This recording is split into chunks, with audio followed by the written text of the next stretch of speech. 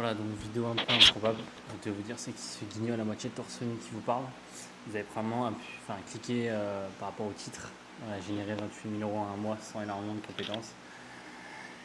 Je suis un peu un guignol parce que pour l'instant, je suis quelqu'un qui n'a pas fait grand chose, mais voilà, c'est juste un peu partager un peu ma façon de voir les choses, mes pensées et autres. Je vais aborder 3 points. Voilà, donc générer 28 000 euros en un mois sans énormément de compétences. Assurance, métier, mort ou non, et apprendre rapidement. On va directement rentrer dans le vif du sujet. On s'en fout de savoir qui je suis, juste parler de ma façon de penser et de pourquoi du comment vous avez cliqué. Donc le générer 28 000 euros en mois sans énormément de compétences, je vais m'expliquer rapidement. En gros, actuellement, je suis en France. Moi, mon objectif, ce serait de vivre au Brésil.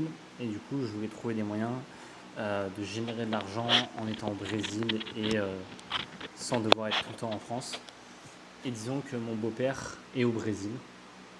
Il y a pas mal d'entreprises au Brésil. Et du coup, on est en train de voir ensemble ce qui est possible de faire. Et on s'est rendu compte qu'il y avait une grosse demande par rapport aux Brésiliens qui venaient finir leurs études en France. Donc on s'est dit, ok, qu'est-ce qu'on peut faire? Où est-ce qu'on peut aller avec ça? Moi, l'objectif, c'était créer... je suis en train de passer une formation IAS pour être courtier en assurance. Et du coup, comme il y a déjà de la demande pour des Brésiliens en France, on s'est dit, ok, c'est simple, ce qu'on va venir faire, c'est qu'à la base, c'était contracter ces personnes-là en tant que stagiaires et leur faire payer derrière le logement, l'électricité, l'eau, leur apprendre le français, leur faire payer ça et leur apprendre le marketing. Je vais vous expliquer aussi pourquoi à côté. On a changé un peu de façon de faire parce qu'on s'est rendu compte que ça pouvait être problématique ou voire un préjudice par rapport à nous. Donc on s'est dit, ok, c'est très simple, on prend des étudiants qui sont vers la fin d'études, ils viennent en France, les 6 premiers mois, leur objectif c'est d'apprendre le français. On les fait contracter avec une assurance, avec un... Comment ça s'appelle?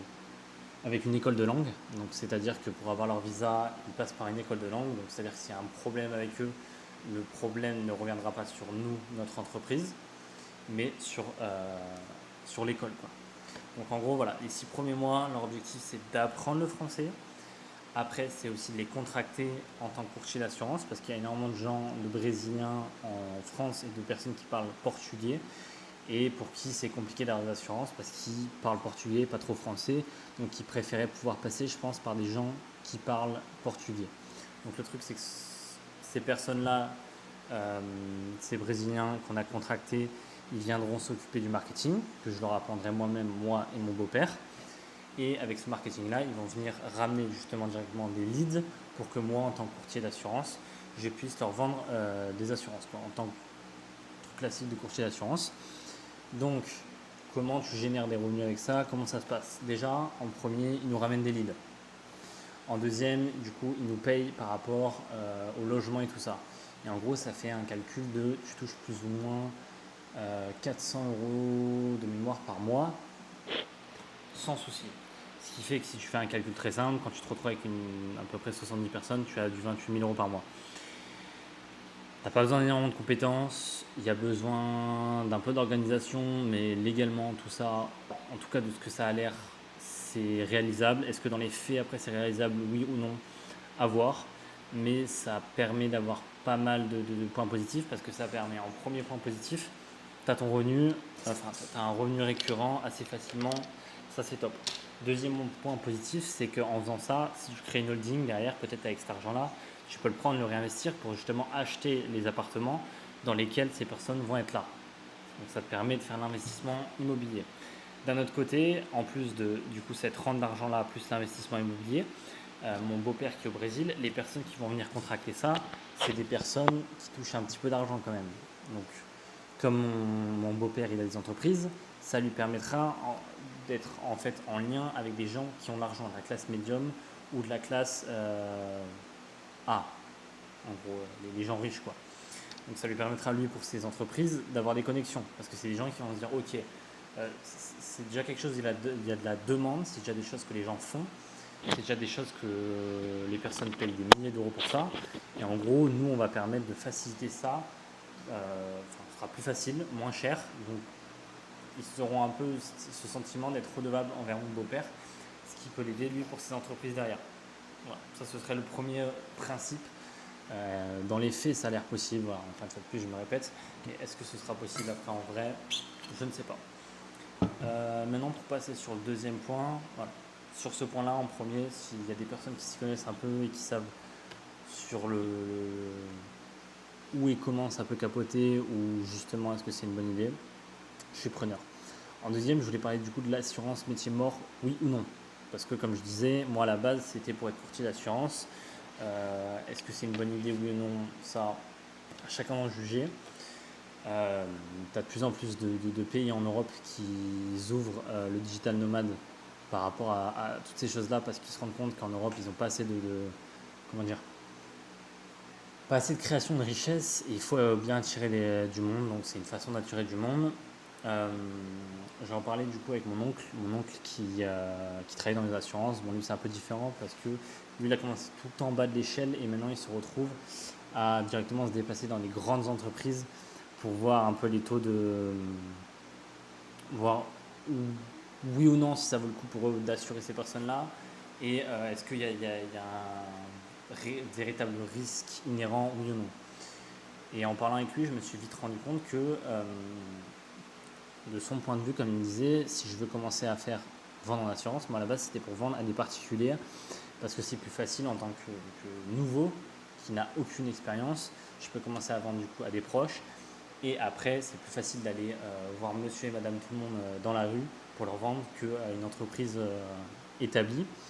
Et sa façon de voir les choses, c'est que c'était pas une bonne idée parce que tu te retrouves en fait à passer trop de temps pour générer pas assez d'argent avec ces personnes-là. Puis c'est des personnes qui vont essayer de grappiller un peu pour 50 euros par-ci, 50 euros par-là.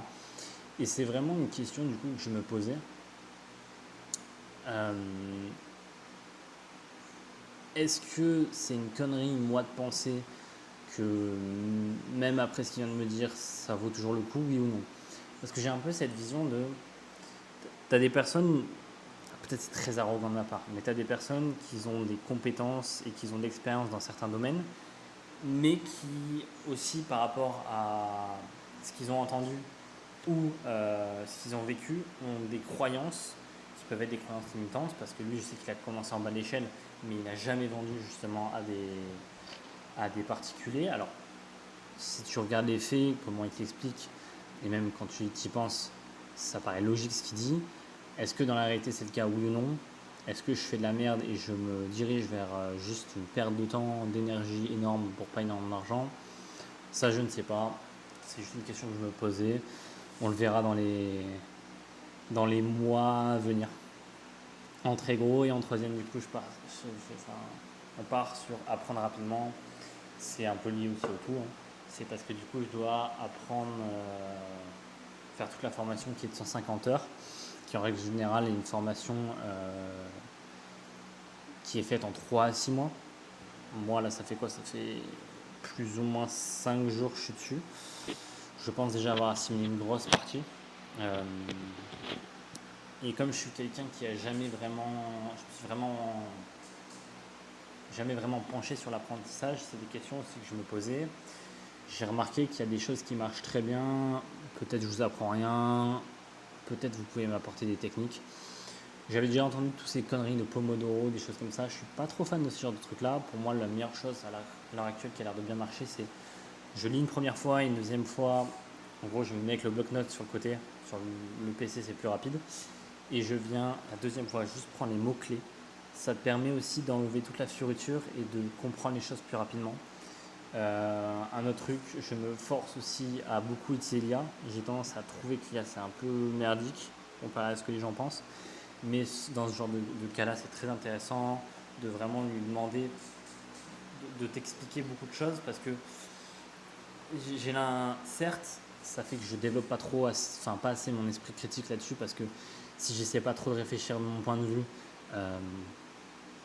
je vais pas assez développer mon esprit critique. Mais d'un autre côté, le fait de demander directement à l'IA qu'il t'explique, ça te permet de gagner énormément de temps, aussi d'énergie parce que j'ai tellement de choses à essayer d'incorporer que niveau énergie, ça prend énormément d'énergie. Donc voilà, c'est juste des questions que j'avais en tête, des choses que je me posais. Si vous avez des façons de faire pour gagner du temps justement en apprenant ou ou optimiser certaines choses, ou même quand vous avez énormément d'informations qui arrivent rapidement, comment vous faites pour gérer le ratio de, en fait, comprendre les choses, mais pas passer trop de temps à essayer de les comprendre. C'est un peu bizarre ce que je dis, même dans ma tête, c'est un peu flou comment je vais l'expliquer, mais voilà. Voilà, c'était juste des questions que j'avais en tête et des choses juste que je voulais partager.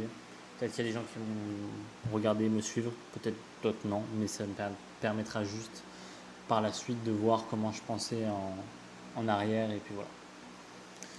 C'est tout. Moi je vous laisse.